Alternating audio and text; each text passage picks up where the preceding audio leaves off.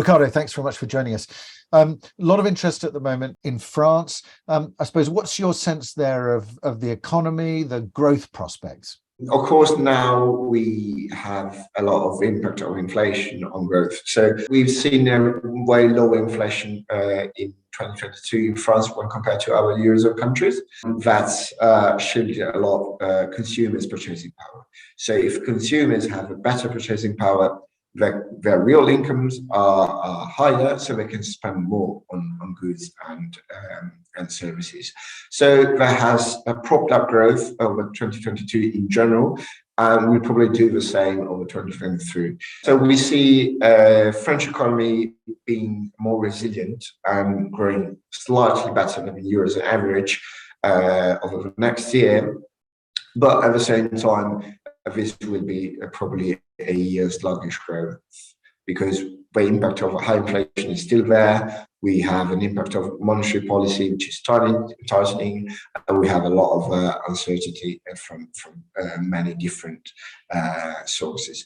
But again, France should be more resilient and see a bit higher growth than the average in the Eurozone. So in a way, what you're saying is it was protected from, I suppose, the depths of the recession in a way, and so have a slower growth profile than maybe its European competitors.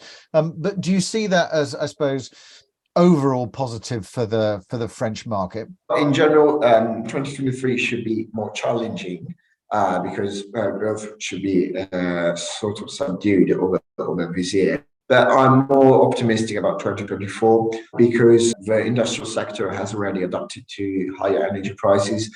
It has already borne the brunt of adaptation costs and changing practices, reducing energy consumption in general. So we see an improving industrial outlook in 2024.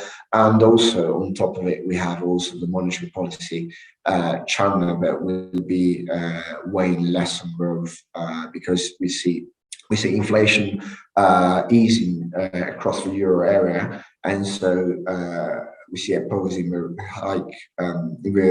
hiking cycle of the ECB.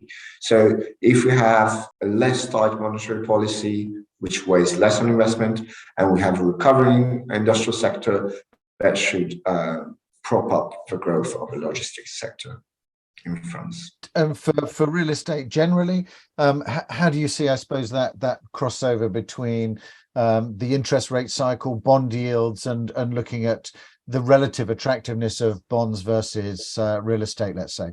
Goes back to a story of a bit weak 2023 before an improvement in 2024, because we are seeing higher policy rates now. So if they go up, of course, government bond yields will go up, and also interest rates in the market will go up.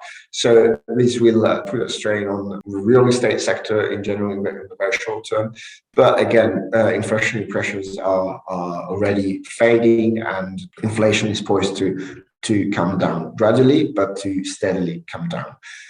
So the ECB will not have to tighten even further beyond March 2023 its monetary policy. So this will put a cap on rising government bond yields, and this will help an improvement in the real estate sector.